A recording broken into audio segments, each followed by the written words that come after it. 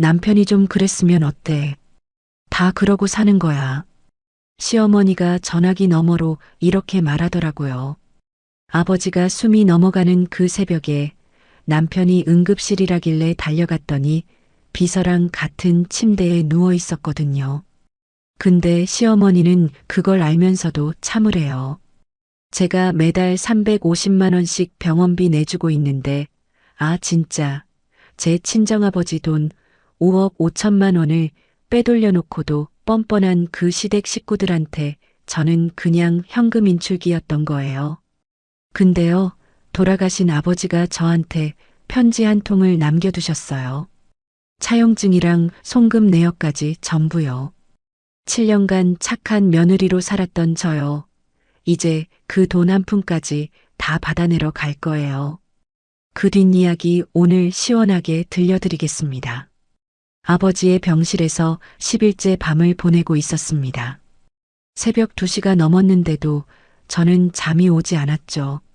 아버지의 손을 잡고 있으면 가느다란 맥박이 손끝으로 전해졌습니다. 그 작은 떨림이 아직 아버지가 여기 계시다는 증거였으니까요. 낮에 담당 주치의가 저를 복도로 불러냈습니다. 보호자분, 오늘 밤에서 내일 사이가 고비입니다. 마음의 준비를 하셔야 해요.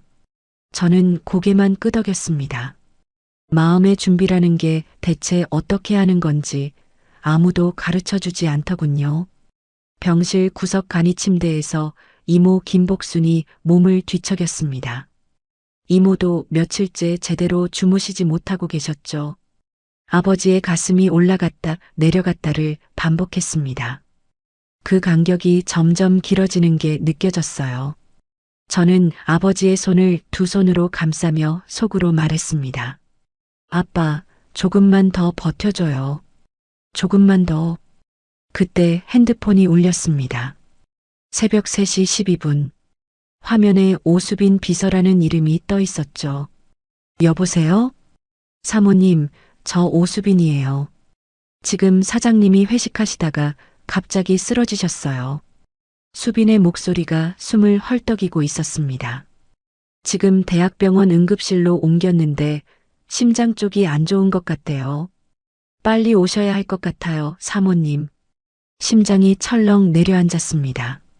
아버지의 손을 잡고 있던 제 손이 그대로 굳어버렸죠. 지금 응급실이라고요? 네, 사모님. 제발 빨리요. 전화가 끊어졌습니다. 저는 핸드폰을 쥔 채 한동안 움직이지 못했어요. 아버지의 얼굴과 남편의 얼굴이 동시에 머릿속을 채웠습니다. 이모가 제 기척에 눈을 떴습니다. 하경아, 무슨 전화야 이 시간에? 이모, 도윤 씨가 쓰러졌대요. 응급실이래요. 이모가 벌떡 일어나 앉으며 제 얼굴을 바라봤습니다. 뭐라고? 지금? 이모, 아버지 좀 부탁드려요. 금방 다녀올게요. 저는 아버지의 이마에 손을 얹었습니다. 아버지의 피부가 서늘했어요. 아빠, 금방 다녀올게요. 금방이야. 그 말을 하는데 목이 막혔습니다. 이게 마지막이 될 수도 있다는 생각이 온몸을 짓눌렀어요. 다리가 후들거렸지만 억지로 병실 문을 열고 나왔습니다. 새벽 병원 앞에서 택시를 잡는데 5분이 걸렸습니다.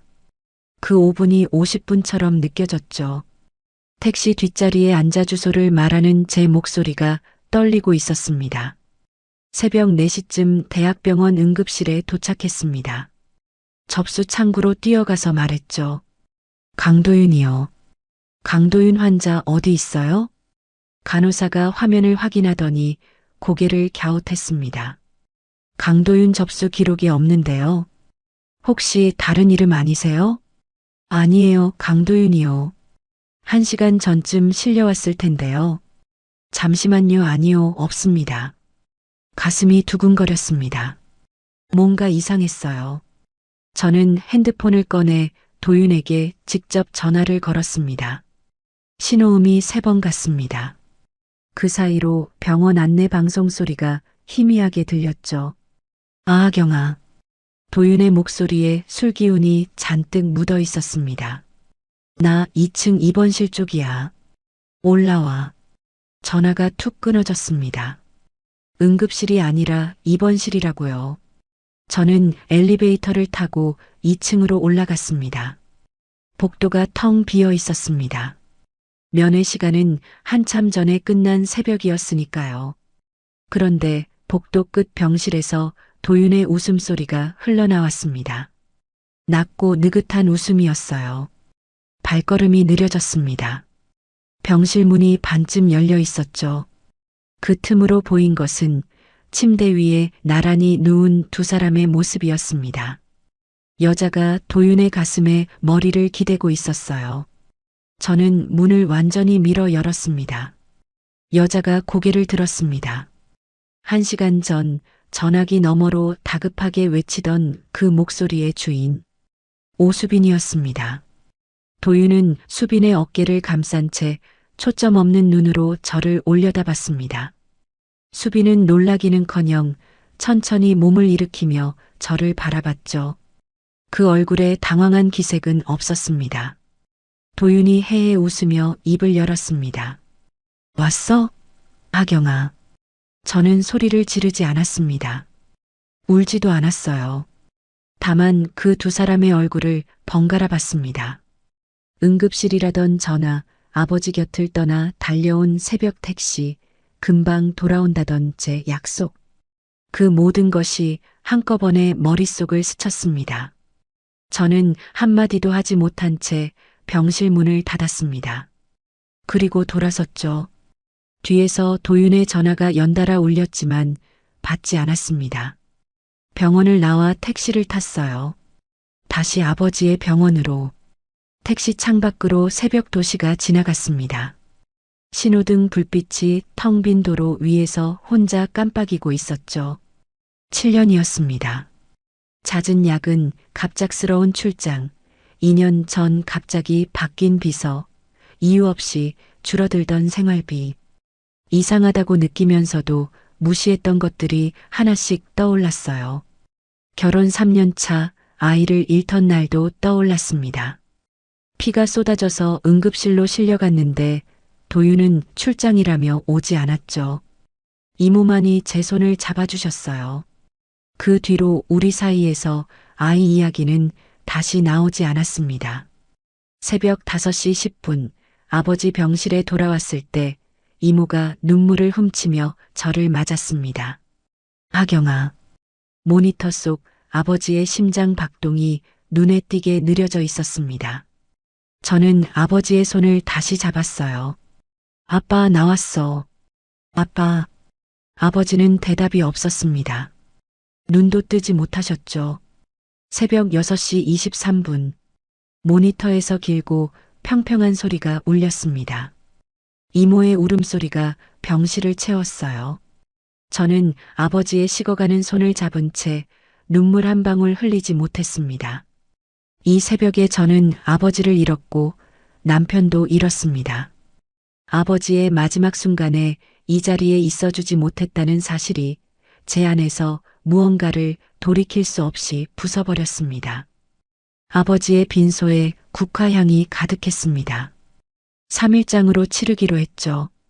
저는 상주 완장을 차고 조문객 앞에 무릎을 꿇었다 일어서기를 반복했습니다.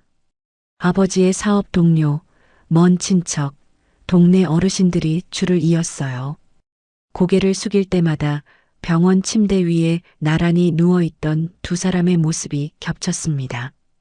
이를 악물지 않으면 조문객 앞에서 무너질 것 같았어요. 장례 첫째 날 저녁이었습니다. 빈소 입구에 검은 넥타이를 맨 도윤이 서 있었죠. 근엄한 얼굴로 화환 사이를 지나 제 쪽으로 걸어왔습니다. 저는 도윤의 시선을 피했어요.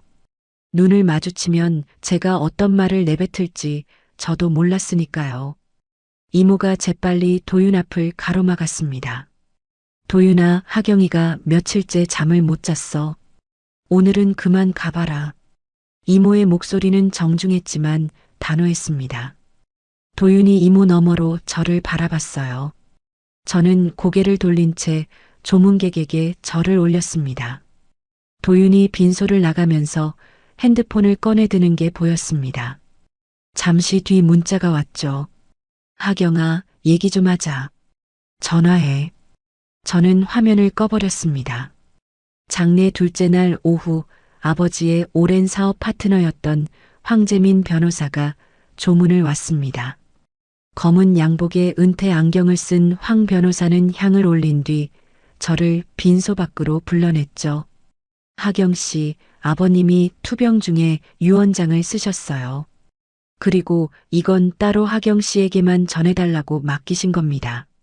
황 변호사가 안주머니에서 하얀 봉투 하나를 꺼내 제 손에 쥐어줬습니다. 장례 끝나고 마음 좀 정리되면 읽어보세요. 서두르실 필요 없어요. 저는 봉투를 받아들며 고개를 숙였습니다. 아버지의 글씨로 하경에게라고 적혀 있었어요. 봉투를 가슴 쪽 주머니에 넣었습니다. 장례 기간 내내 도윤에게서 전화 37통, 문자 22건이 왔습니다. 처음에는 이랬죠. 그날 밤은 오해야. 설명할 기회를 줘. 하루가 지나자 톤이 바뀌었습니다. 장인어른 장례에 사위가 빠지면 사람들이 뭐라고 하겠어. 전화 좀 받아. 셋째 날에는 이렇게 변했죠. 네가 이런 식으로 나오면 나도 생각이 있어. 저는 한 통도 답하지 않았습니다. 장례 셋째 날 발인이었습니다. 화장장에서 아버지의 관이 불꽃 속으로 들어가는 걸 지켜봤습니다. 이모가 옆에서 소리 없이 울고 계셨어요. 불꽃을 바라보는 동안 어린 시절이 떠올랐습니다. 초등학교 운동회 날 아버지가 제 손을 잡고 걸으며 했던 말. 하경아, 네가 행복하면 아빠는 그걸로 됐다. 그 약속을 지키지 못한 건 아버지 잘못이 아니었습니다. 제가 선택한 남자의 잘못이었죠. 장례를 모두 마치고 친정집으로 돌아온 밤이었습니다. 이모가 된장국을 끓여 밥상을 차려주셨어요. 마주 앉아 숟가락을 들었는데 이모가 먼저 입을 열었습니다. 하경아. 네, 이모. 너 도윤이한테 무슨 일 있었냐? 숟가락이 멈췄습니다. 장례 내내 내 얼굴이 슬픈 게 아니라 화가 나 있더라. 저는 한참을 숟가락만 내려다봤습니다. 그리고 처음으로 그 새벽에 본 것을 입 밖으로 꺼냈어요. 이모는 한동안 아무 말도 하지 않았습니다. 국이 식어가는 동안 이모의 주름진 손이 식탁 위에서 떨리고 있었죠. 하경아, 너의 아버지가 살아계실 때 나한테 한번 그런 말을 했다. 무슨 말이요? 사위가 또 돈을 빌려달라고 했는데 이번엔 금액이 너무 크다고. 저는 숟가락을 내려놓았습니다. 아버지가 도윤이한테 돈을 줬어요? 여러 번이야. 사업한다고 할 때마다. 한 번도 들은 적이 없었습니다. 7년 동안 단 한 번도요. 그날 밤 잠이 오지 않았습니다. 저는 이불 위에 앉아 황재민 변호사가 건넨 봉투를 꺼냈어요. 봉투를 뜯는 손이 떨렸습니다. 편지 첫 줄에 이렇게 적혀 있었습니다. 하경아, 아빠가 너한테 미안한 게 있다. 눈물이 터졌습니다. 참고 또 참았던 것들이 한꺼번에 쏟아졌죠. 편지를 끝까지 읽었습니다. 아버지는 도윤에게 회사 세울 때 2억 운영한다며 추가로 3억, 시어머니 처음 입원할 때 보증금 5천만 원까지 총 5억 5천만 원을 건넸다고 적어두셨어요. 이 돈은 내 행복을 위한 거였는데 아빠가 잘못 판단한 것 같다. 황재민 변호사에게 관련 서류를 모두 맡겨두었으니 필요하면 찾아가거라. 그리고 덧붙여 쓰셨죠. 시아버지 강병철이 세상을 떠난 뒤 시댁에 남은 재산이 있었는데 도윤이 사업 초기에 그것까지 다 정리해서 써버렸다고요. 저는 편지를 접어 가슴에 품었습니다. 새벽녘 거실에 앉아 핸드폰을 열었어요. 은행 앱을 켜고 자동이체 설정 화면으로 들어갔습니다. 매달 25일 시어머니 정말숙의 병원비 350만 원. 도윤이 어머니를 상급병원 1인실에 넣어놓고 그 비용을 고스란히 제게 떠넘긴 돈이었죠. 저는 자동이체 해지 버튼을 눌렀습니다. 확인 버튼까지 누르는데 1초도 걸리지 않았어요. 7년간 착한 며느리 이하경은 끝났습니다. 다음 날 아침 9시 눈을 떴습니다. 핸드폰 화면에 알림이 빼곡했죠. 밤새 쌓인 부재중 전화 47통, 도윤 19통, 시어머니 정말숙 12통, 신우이 강도희 9통, 모르는 번호 7통, 문자 메시지는 31건이었습니다. 어젯밤 자동이체를 해지한 효과가 이렇게 빠를 줄은 몰랐어요. 문자를 하나씩 읽어보니 병원에서 이번 달 치료비가 결제되지 않았다는 안내를 시어머니에게 직접 보낸 거였습니다. 시어머니의 문자가 시간 순으로 올라와 있었죠. 하경아, 병원에서 연락이 왔는데 이게 무슨 일이냐? 1시간 뒤에는 이랬습니다. 전화 좀 받아라. 당장. 새벽 4시에 보낸 문자는 글자 하나하나에 분노가 묻어 있었어요. 신우이 강도희의 문자도 있었습니다. 언니 지금 뭐 하는 거야? 엄마가 새벽부터 혈압 올라서 난리야. 전화 좀 받아. 도윤의 문자는 딱 한 줄이었죠. 이하경, 선 넘지 마. 당장 복구시켜. 저는 핸드폰을 내려놓고 부엌으로 갔습니다. 이모가 차려준 밥을 먹으며 황재민 변호사에게 전화를 걸었어요. 변호사님, 오늘 만나뵐 수 있을까요? 오후 2시에 사무실로 오세요. 아버님이 맡기신 서류가 상당합니다. 시간 넉넉히 잡고 오세요. 전화를 끊고 밥을 마저 먹었습니다. 이모가 맞은편에서 저를 가만히 바라보고 계셨죠. 아무 말씀 없이 제 밥그릇에 반찬을 하나 더 올려주셨습니다. 오전 11시 현관 초인종이 울렸습니다. 도어폰을 확인하니 신우이 강도희가 서 있었어요. 문을 열자마자 도희가 현관 안으로 한 발을 들이밀며 말했습니다. 언니, 지금 장난하는 거야? 엄마 병원비 왜 끄는 거야? 도희의 얼굴이 벌겋게 달아올라 있었습니다. 오빠가 대체 무슨 잘못을 했길래 이러는 건데? 저는 현관에서 한 발짝도 물러서지 않았습니다. 도희야, 내 오빠한테 직접 물어봐. 그날 새벽 병원에서 뭘 하고 있었는지. 도희의 입이 멈췄습니다. 눈이 한번 깜빡이더니 다시 입을 열었죠. 그게 지금 엄마 병원비랑 무슨 상관인데? 7년 동안 시어머니 병원비를 내 월급이랑 친정 돈으로 냈다는 거 너 알고 있었어? 도희의 표정이 처음으로 흔들렸습니다. 입술을 달싹이더니 아무 말도 하지 못했어요. 도희는 대답 없이 현관을 나서며 핸드폰을 꺼내 들었습니다. 복도에서 도윤에게 전화를 거는 도희의 뒷모습이 보였죠. 오후 2시 황재민 변호사 사무실에 도착했습니다.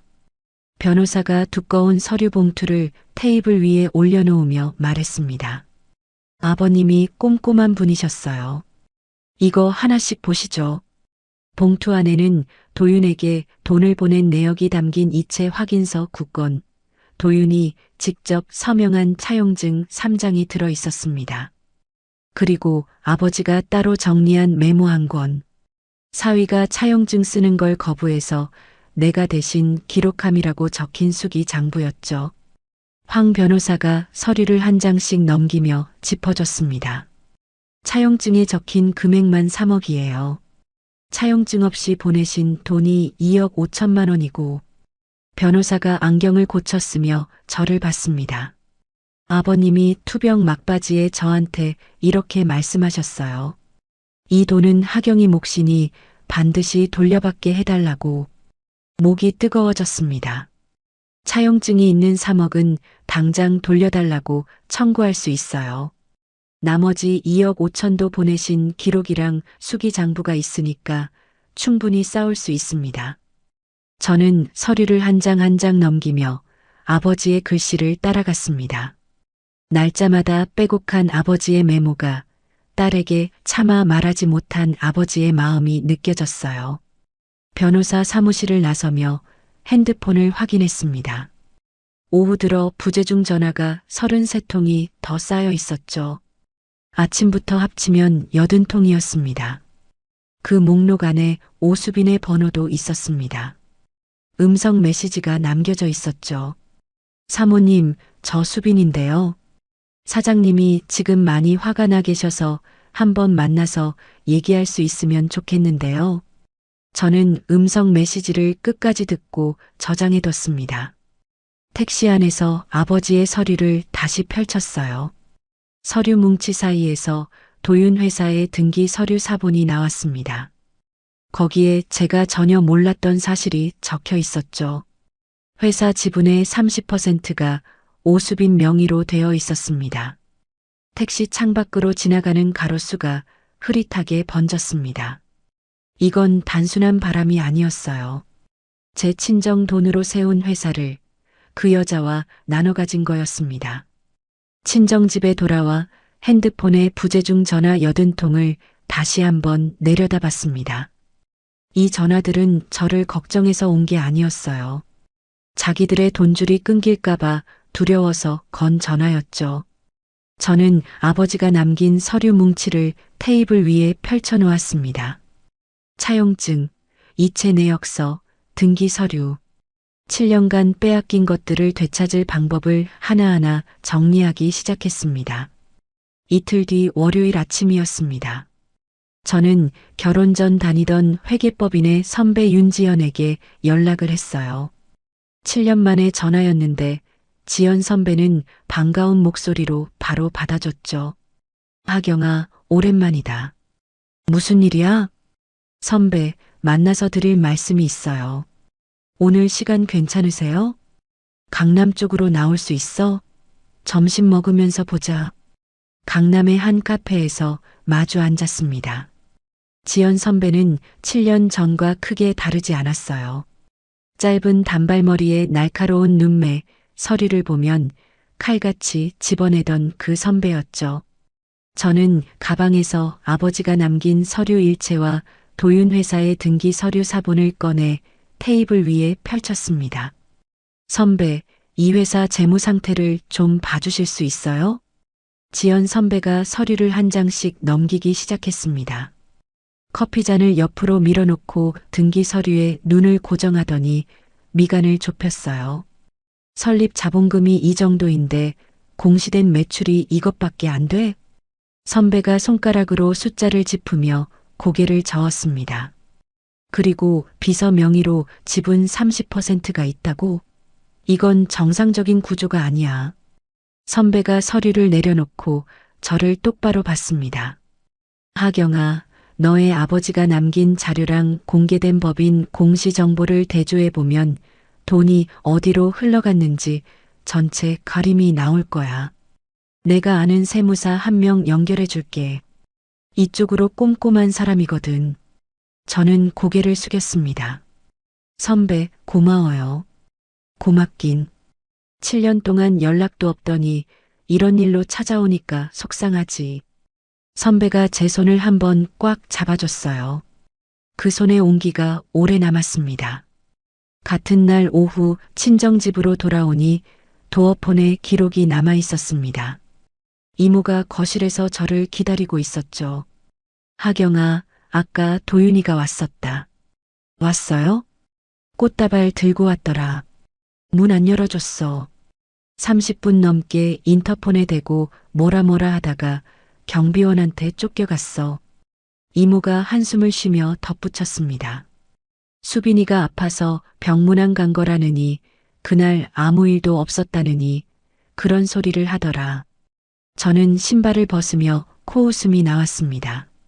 새벽 3시에 비서 병문안을 가면서 같은 침대에 누워 있었다는 게 말이 된다고 생각하는 건지.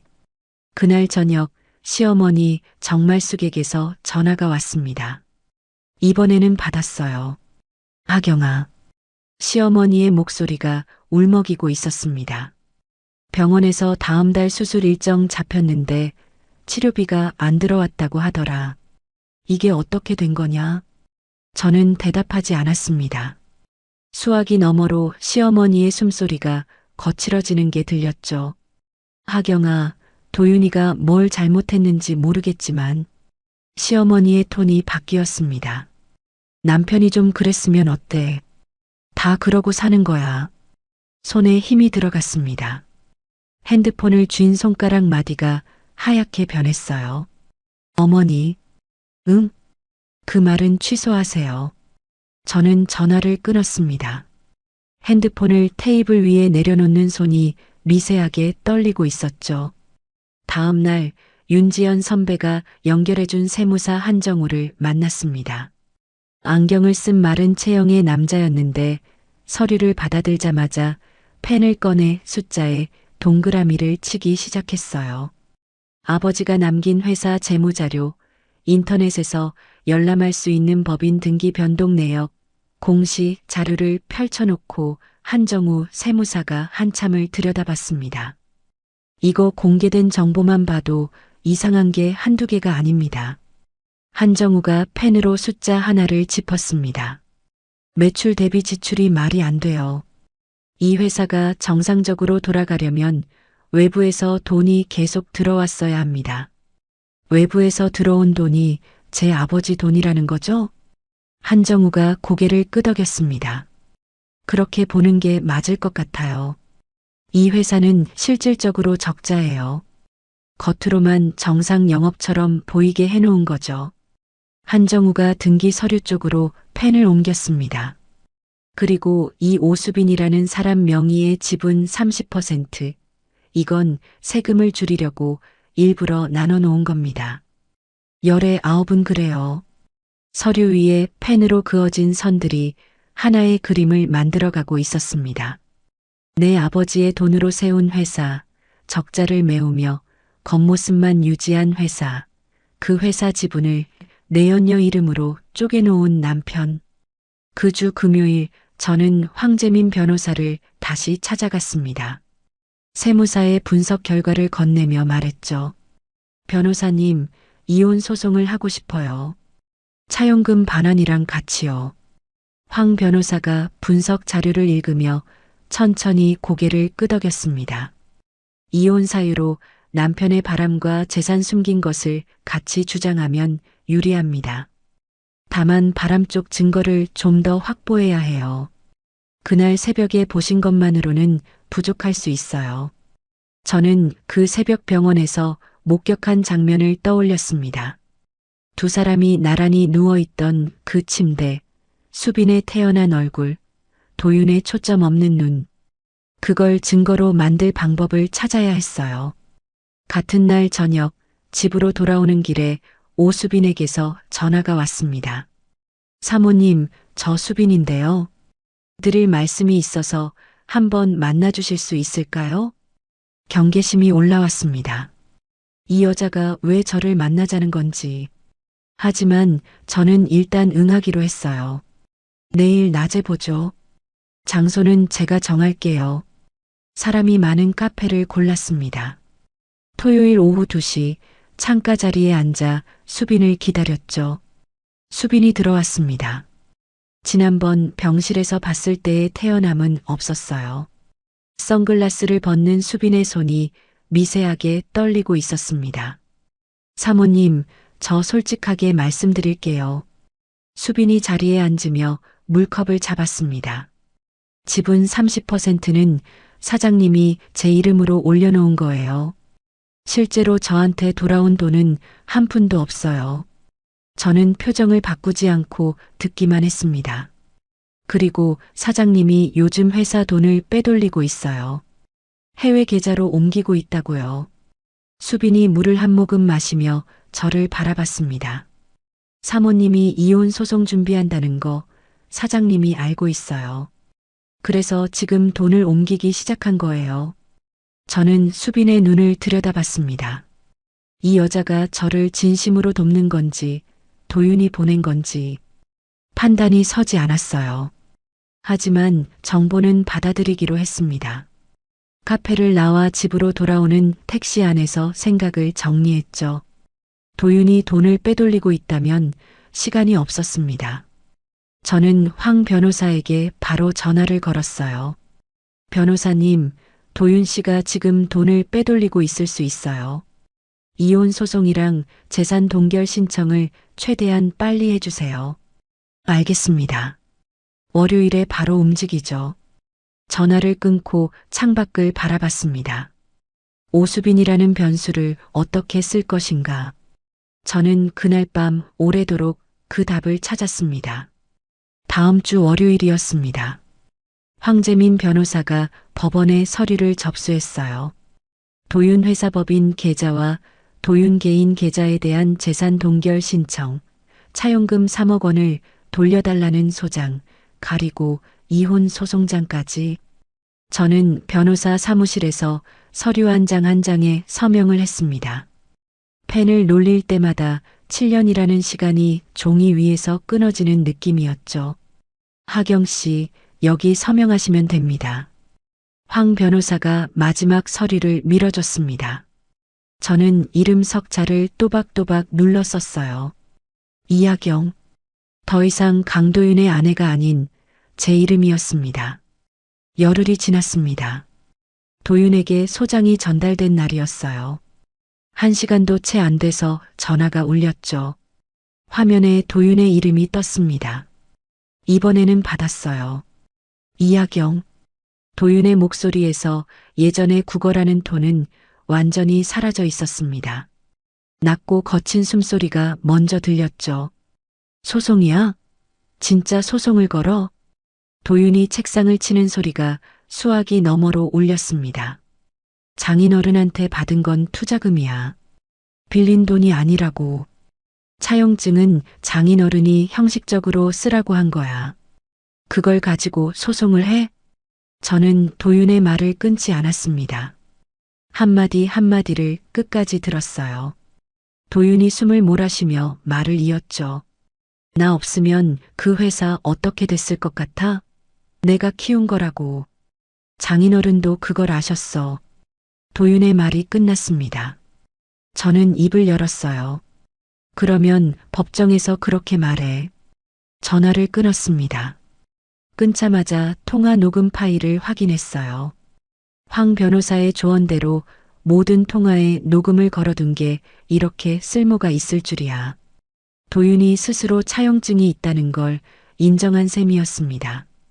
형식적이었다고 둘러대봐야 존재 자체를 인정한 건 지울 수 없으니까요.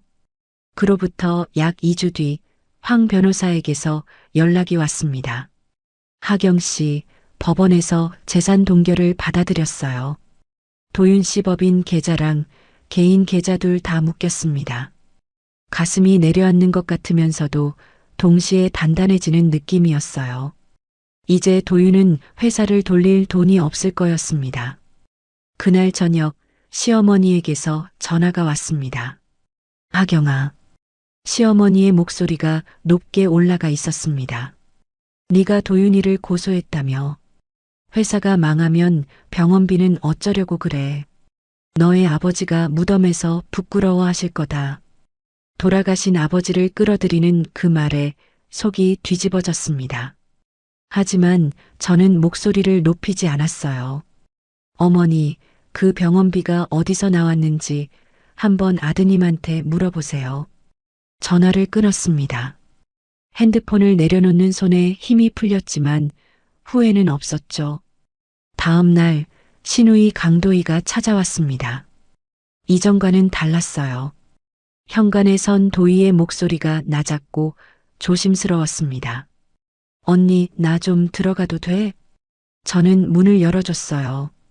거실에 마주 앉아 도희가 먼저 입을 열었습니다. 오빠가 잘못한 거 나도 이제 알겠어.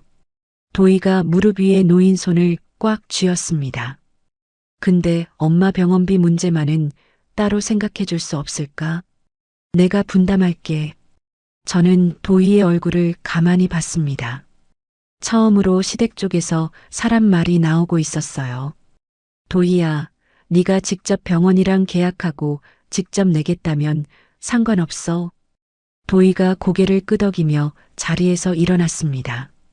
현관에서 신발을 신으며 도희가 돌아봤어요.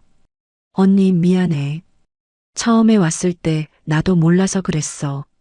저는 대답 대신 작게 고개를 끄덕여줬습니다. 같은 주 금요일 오후 오수빈에게서 다시 연락이 왔습니다. 사모님, 사장님이 저한테 지분 30%를 빨리 다른 사람한테 팔라고 해요. 계좌가 묶이니까 급한 거예요. 수빈의 목소리가 초조하게 흔들리고 있었습니다. 제 동의도 안 받고 서류를 만들고 있는 것 같아요. 이건 사모님이 알아야 할 것 같아서요. 전화를 끊고 바로 황 변호사에게 연락했습니다. 변호사님, 도윤 씨가 동결된 상태에서 지분을 팔려고 하고 있대요. 그건 법원 명령을 어기는 겁니다. 증거로 쓸 수 있어요. 오수빈 씨한테서 진술을 받아야 합니다. 저는 수빈에게 다시 전화를 걸었어요. 수빈 씨, 법정에서 증언해 줄 수 있어요? 수화기 너머로 긴 침묵이 흘렀습니다. 수빈의 숨소리만 들렸죠. 저도 불이익 받는 거 아니에요? 그건 변호사님이랑 상의하면 돼요. 거절하라는 게 아니라 물어보는 거예요. 수빈이 또 한참을 말하지 않았습니다. 하지만 거절하지도 않았어요. 생각해 볼게요. 전화가 끊어졌습니다. 수빈이 점점 도윤의 편이 아닌 자기 살 길 쪽으로 기울고 있다는 게 느껴졌어요. 버림받을 위기에 놓인 사람은 어디든 손을 뻗게 되어 있으니까요. 토요일 저는 혼자 아버지의 납골 땅을 찾아갔습니다. 아버지 사진 앞에 서니 그동안 삼키고 눌러왔던 것들이 한꺼번에 올라왔어요. 처음으로 소리내어 울었습니다. 납골당 유리 너머 아버지의 사진이 흐릿하게 번져 보일 만큼 오래 울었죠. 한참을 울고 나서야 숨이 돌아왔습니다. 얼굴을 닦고 납골당을 나서며 등을 펴고 걸었어요. 일요일 저녁 뜻밖의 전화가 왔습니다. 도윤의 거래처 사장 박영수라는 사람이었어요. 결혼 초에 부부 동반 식사를 한두 번 한 적이 있는 얼굴이었죠. 하경 씨, 갑자기 연락드려서 죄송한데요. 도윤이가 요즘 상태가 심각해요. 박영수가 한숨을 쉬며 말을 이었습니다. 회사도 엉망이고 술만 마시고 여기저기 돈 빌리러 다니고 있어요. 이대로 가면 큰일 날 것 같아서 한 번만 만나서 대화해 보시면 안 될까요? 저는 잠시 생각한 뒤 대답했습니다. 박 사장님, 남편 사정은 남편이 알아서 해결할 일이에요. 전화 주신 건 감사합니다. 전화를 끊었지만 머릿속이 복잡해졌어요. 도윤이 여기저기서 돈을 끌어모으고 있다는 건 위험한 신호였습니다. 다른 사람 이름으로 재산을 옮기거나 새로운 빚을 만들면 이혼할 때 나눌 재산에 영향이 생길 수 있었죠. 저는 바로 황 변호사에게 문자를 보냈습니다. 변호사님, 도윤 씨가 외부에서 돈을 빌리고 다닌다는 얘기를 들었어요. 추가로 재산을 옮기는 걸 막을 방법을 의논하고 싶습니다. 잠시 뒤 답장이 왔어요. 월요일 오전에 통화하시죠. 대비할 수 있는 방법을 알려드리겠습니다. 저는 핸드폰을 내려놓고 창밖을 봤습니다. 밤하늘에 별은 보이지 않았지만 마음은 또렷했어요. 흔들릴 시간은 이미 지났으니까요. 한 달이 지났습니다. 이혼 소송 첫 번째 조정 기일이 잡혔어요. 저는 황재민 변호사와 나란히 가정법원 복도를 걸었습니다. 구두 굽이 바닥에 부딪히는 소리가 텅 빈 복도에 울렸죠. 조정실 문을 열자 반대편에 도윤이 앉아 있었습니다. 감색 정장에 넥타이까지 매고 있었어요. 옆에 변호사를 대동하고 있었죠. 도윤이 저를 똑바로 쳐다봤습니다. 눈을 피하지 않았어요. 자기가 잘못한 게 없다는 얼굴이었습니다. 도윤의 변호사가 먼저 입을 열었습니다. 피고 측은 이혼에 동의하지 않습니다. 원고가 주장하는 부정행위는 오해에 기반한 것입니다. 저는 도윤의 얼굴을 봤어요. 새벽 병원 침대 위에서 수빈의 어깨를 감싸고 해에 웃던 그 얼굴이 지금은 뻔뻔하게 정면을 응시하고 있었습니다. 황 변호사가 서류 가방에서 증거 자료를 꺼내기 시작했죠. 아버지의 차용증, 송금 내역, 세무사의 재무 분석 보고서, 통화 녹음 파일 목록까지 하나씩 조정위원 앞에 놓았습니다. 도윤의 변호사 표정이 굳어졌어요. 서류 한 장 한 장 넘길 때마다 눈이 좁아졌죠.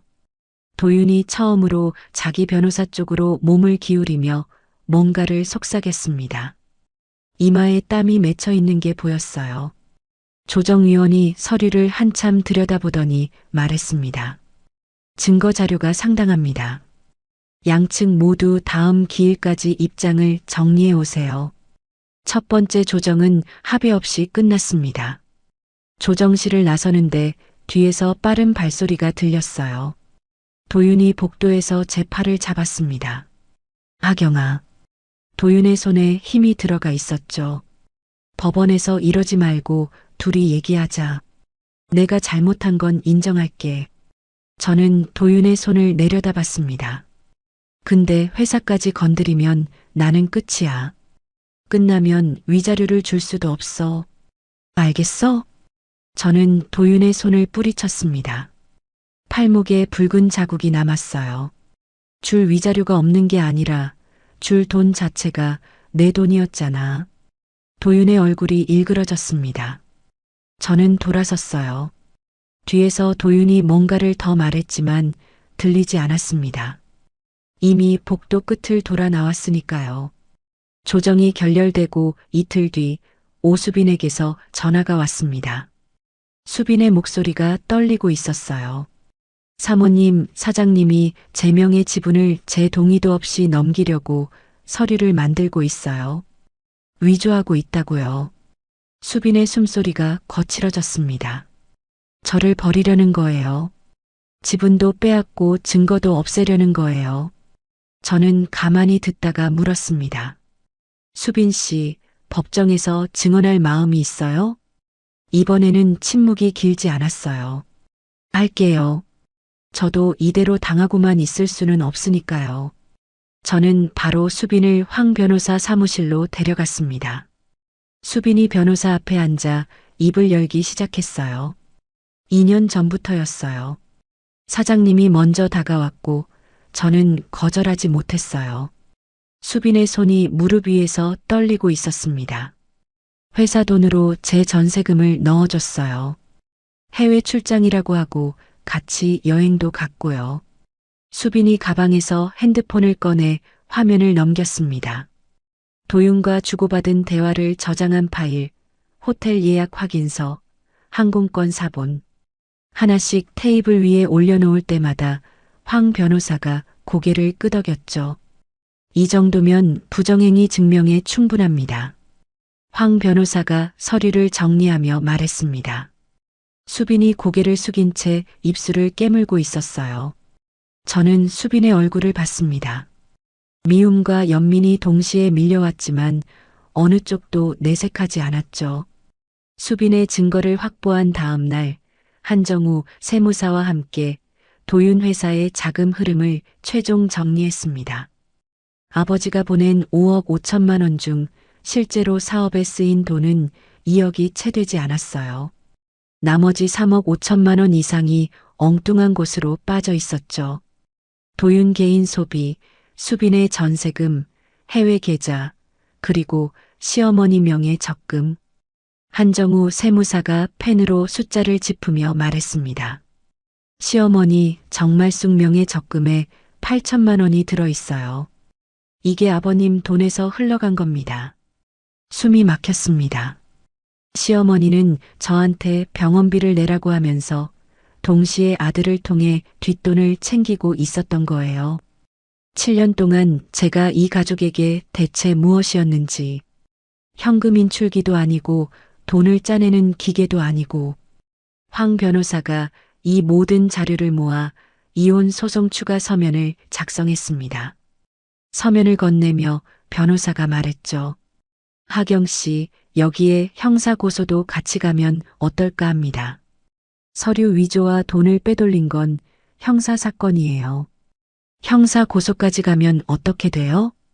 금액이나 증거를 보면 수사가 진행될 가능성이 충분합니다. 다만 한번 시작하면 되돌릴 수 없어요. 저는 잠시 생각했습니다.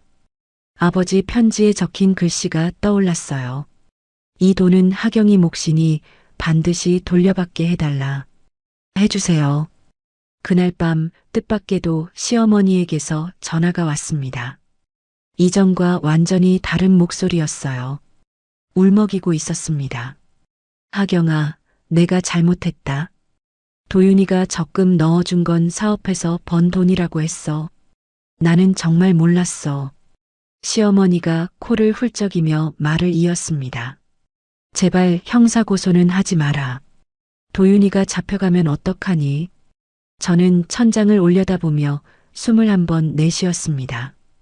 어머니, 이건 제가 혼자 결정할 문제가 아니에요.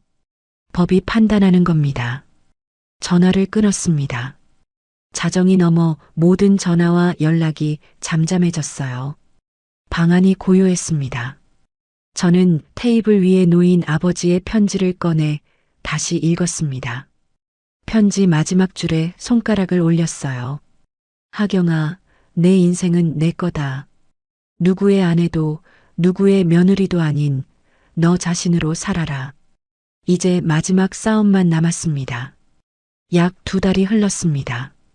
이혼 소송 변론 기일 아침, 저는 검은 정장을 입고 거울 앞에 섰어요. 단추를 하나씩 잠그며 숨을 고르고 현관을 나섰습니다. 가정법원 앞에서 황재민 변호사가 기다리고 있었죠. 변호사가 서류 가방을 가볍게 두드리며 고개를 끄덕여줬습니다. 법원 복도에서 도윤과 마주쳤어요. 불과 몇 달 전과 달랐습니다. 얼굴이 부어 있었고 눈 밑에 짙은 그늘이 내려앉아 있었죠.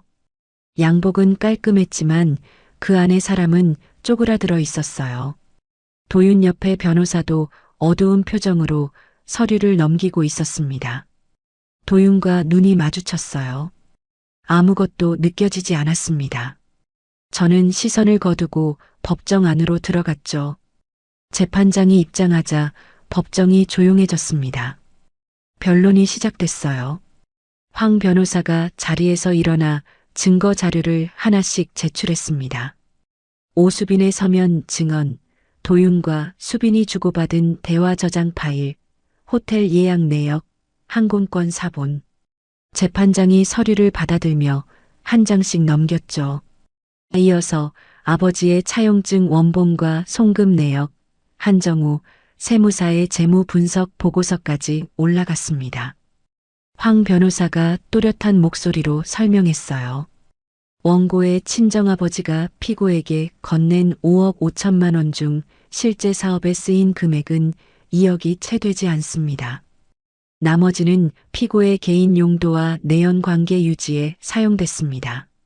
재판장이 증거 채택을 허가하며 도윤 쪽을 봤습니다. 피고 측 반박하세요. 도윤의 변호사가 일어섰어요. 목소리가 평소보다 낮았습니다.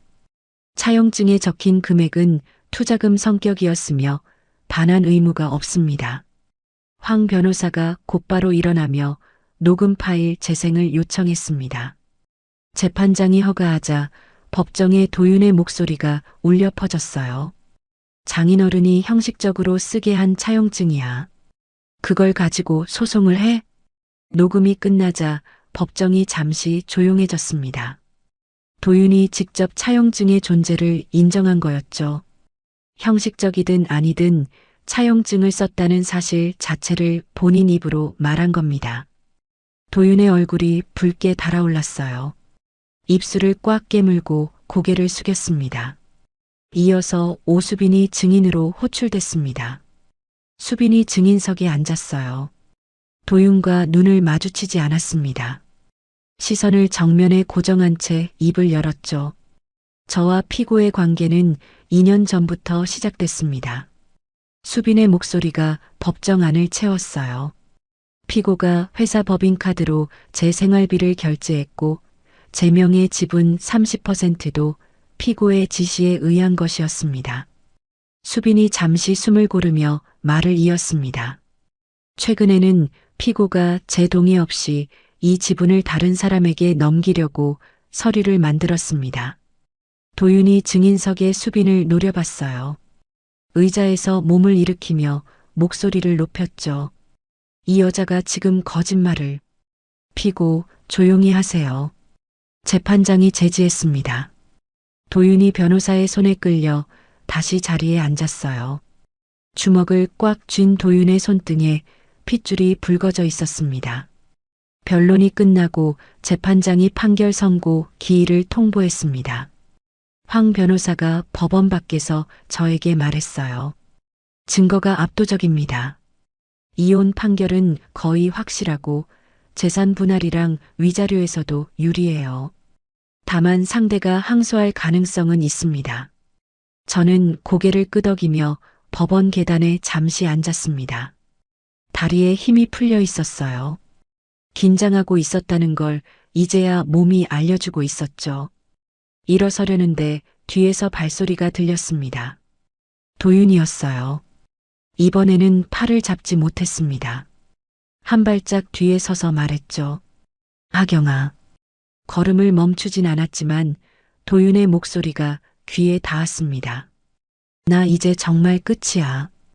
회사도 끝나고 형사건까지 들어오면 나 감옥에 가. 도윤의 목소리가 갈라지고 있었어요. 제발 한 번만. 저는 계단을 내려가며 뒤를 돌아보지 않았습니다. 그건 당신이 그때 생각했어야 했어.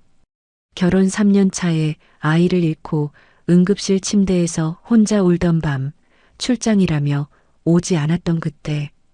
7년 전에 생각했어야 할 것들을 이제 와서 후회한다고 달라지는 건 없었습니다.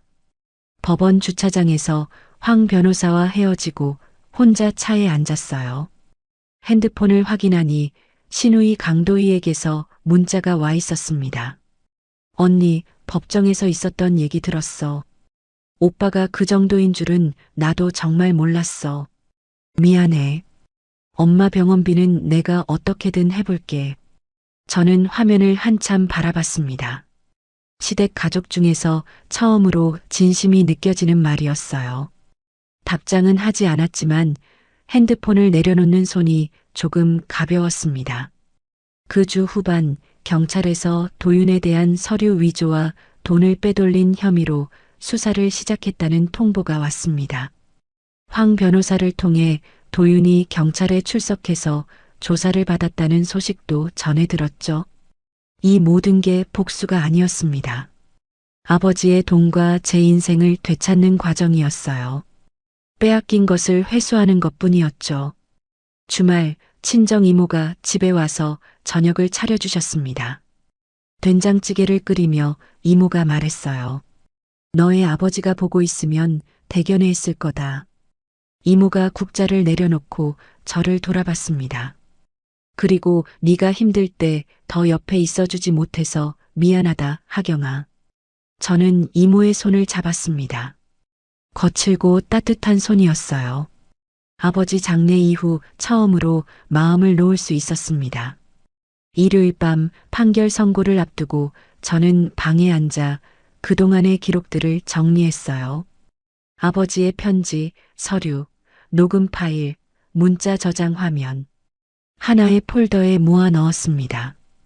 어떤 판결이 나오더라도 저는 이미 돌아갈 곳이 없었어요. 앞으로만 갈 수 있었죠. 왼손 약지에 끼워져 있던 결혼 반지를 빼냈습니다. 7년 동안 한 번도 뺀 적 없던 반지였어요. 생각보다 쉽게 빠졌습니다. 서랍 안에 넣고 닫았죠. 이제 법정에서의 마지막 날만 남았습니다. 판결 선고 당일이었습니다. 가정법원 법정에 들어서며 방청석을 둘러봤어요. 한쪽 구석에 이모 김복순이 앉아 계셨습니다. 저와 눈이 마주치자 이모가 작게 고개를 끄덕여줬죠. 반대편에 도윤이 앉아 있었습니다. 고개를 숙이고 있었어요. 옆에 변호사는 서류만 넘기고 있었고 두 사람 사이의 대화는 없었습니다.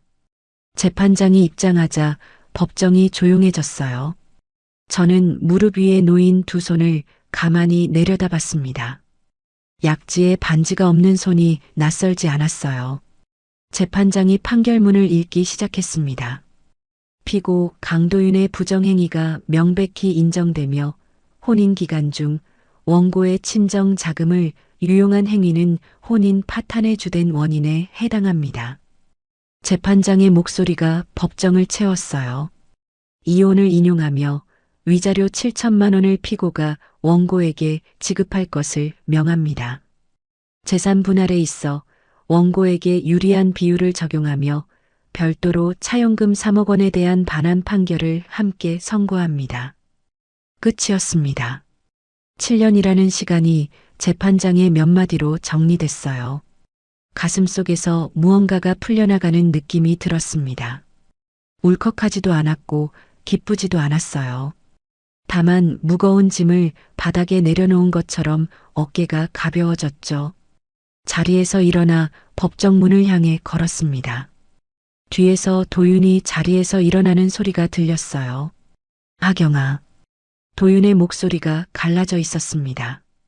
입을 벌리고 있었지만 그 다음 말이 나오지 않는 것 같았죠. 저는 뒤돌아보지 않았습니다. 법정 문을 밀고 나왔어요. 복도에서 황 변호사가 기다리고 있었습니다.